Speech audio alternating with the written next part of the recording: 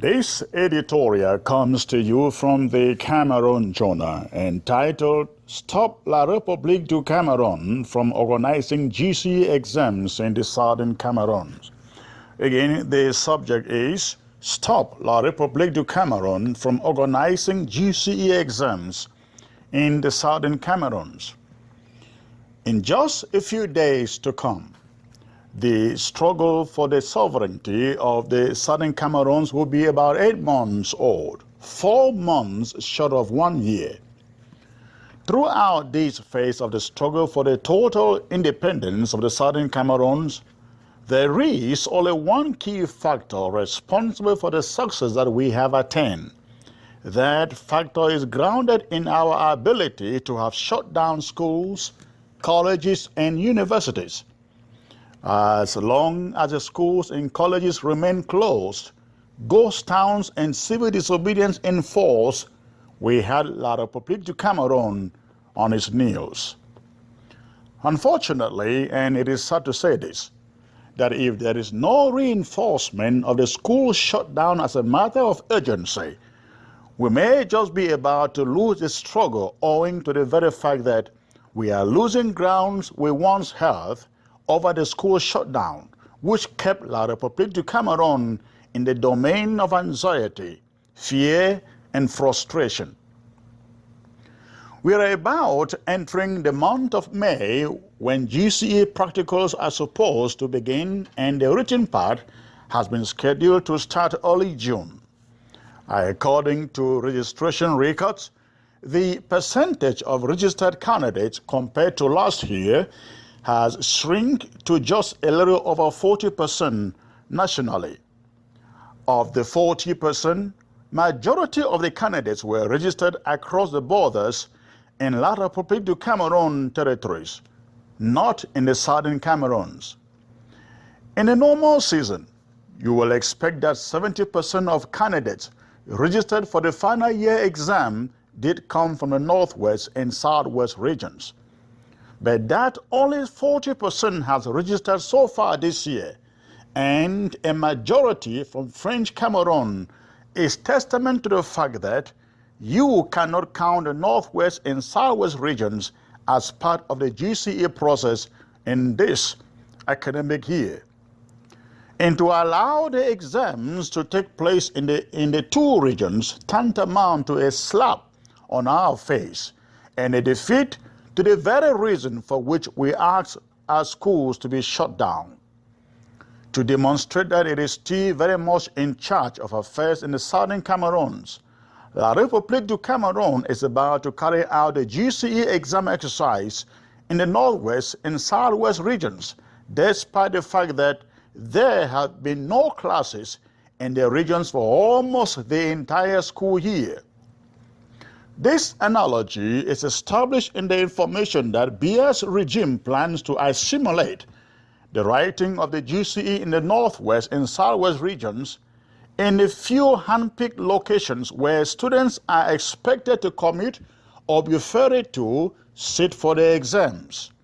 We have learned, for example, that in the Southwest and Northwest, the GCE will take place only at the level of divisional headquarters, where, according to our sources, enough security will be provided for their protection.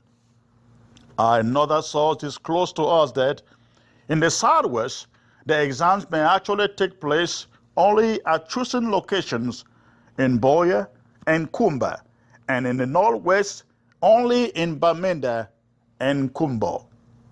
The regime has figured out that most of the students in the two regions sitting for the final year GCE exams are mostly Francophone students of the French institution so-called Lycée Bilingues, who need protection, and they are prepared to do anything to provide that protection.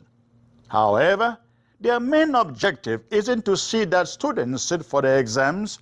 Rather, the regime wants to be able to say at the end of the day, at the end of the school calendar, that the school shutdown was a failure, that in spite of it, students went to school and sat for the final year exams. We must not allow this to happen. It is another lie we cannot allow La République du Cameroon to tell. At the Cameroon Journal, it is our opinion that any form of sitting for the GCE exams in the Northwest and Southwest regions will send a message of failure on our part to the stooges of La République du Cameroon. I'm talking about people like Peter Mosonge, Atanga Nji Paul, Peter Abeti, Philemon Yang, Tabe Tandu, amongst others. They will laugh to scorn, asking what happened to the school shutdown, the school boycott that the struggle implemented. They will get on their propaganda box, they see our TV, and tell the world how successful the school year was. We cannot allow this to happen. A number of strategies can be implemented to avoid the GCE exams in the Northwest and Southwest. Number one, any teacher, whether French or English speaking, going out to supervise or invigilate the exams should be arrested by our self-defense forces. Number two, all the GCE centers in the Northwest and Southwest regions should be eliminated, if possible, razed to ashes. Number three, any student and parent defying orders for the boycott of the GCE exams should be brought to book. And lastly, number four, schools sending out students to go sit for the exams should also be eliminated or razed to ashes. The school calendar has almost come to an end, with all of us in the southern Cameroon succeeding through the school shutdown to bring the BS regime to its knees. We cannot right now, less than 1 month to go, allow the regime to claim victory through the GCE process.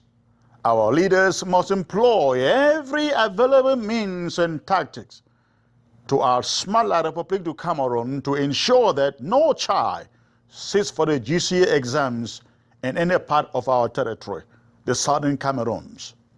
Let us do this as honor to all the students in Boya and Bamenda who were tortured, raped, and killed for resisting the tyranny and the injustice in our educational system. Let's do this so that those teachers and students, the 60% in the Northwest and Southwest regions, who stayed home to honor and to enforce the struggle, never ever have to regret their choices. Again, you listen to this from the Cameroon Journal. Unfortunately, our website has been down for some time now. We are working on bringing it back up. Eventually, you did be able to read this editorial, to read the scripts from the CameroonJournal.com. If you need to communicate to us, send us an email at the editor at the CameroonJournal.com. Again, the email address, editor at the CameroonJournal.com. And thanks for listening today.